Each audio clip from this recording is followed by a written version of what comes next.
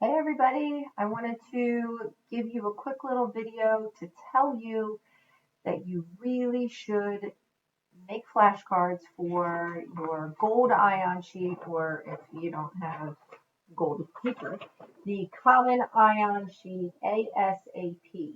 I am going to assign these flashcards for the Wednesday after winter break, Wednesday, January 21st.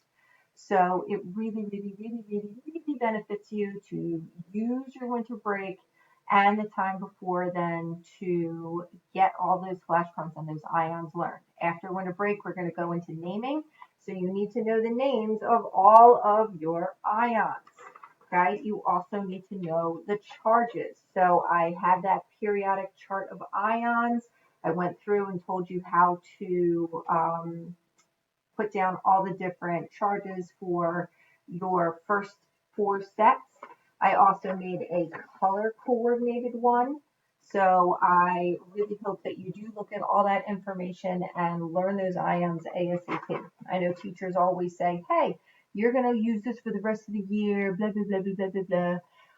This is one of those times where I'm actually telling the truth because we do use our periodic table and we use these ions all the time.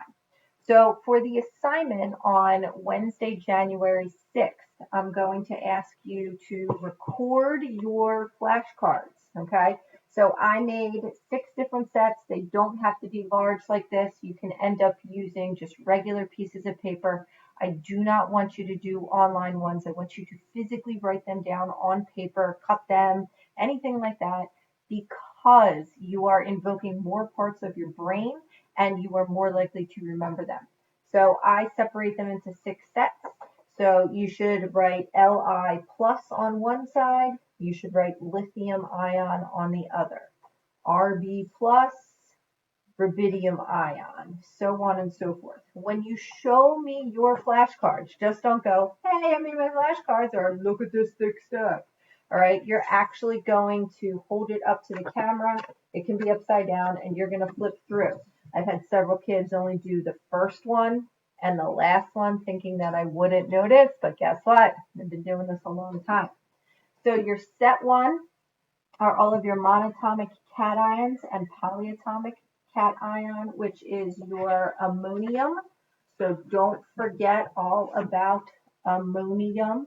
It is NH4 with a 1 plus. Your set 2 are all of your 2 plus monatomic cations.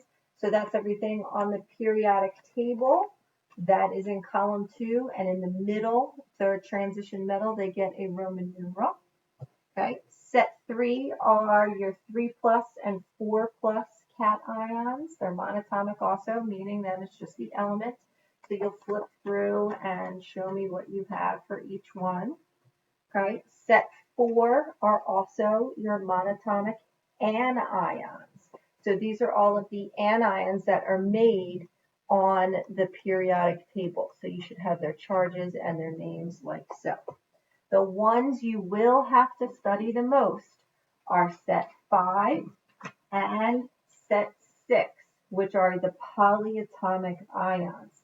So please make sure that you learn them. Use anything that you can. Watch the Nick the Crafty Camel video to go through and know that HSO3 is hydrogen sulfite, where HSO4 would be hydrogen sulfate. And then there's HCO3, hydrogen carbonate, H2PO4, dihydrogen phosphate. See, it has 2 hydrogens there. OH minus is hydroxide, not HO. Okay, that's ho, ho, ho. We don't say ho, we say oh. NO2 versus NO3, nitrite versus nitrate. IO3 minus is iodate. Okay, like IOU, like IOU a date, even though I'm not dating students. No, anyway.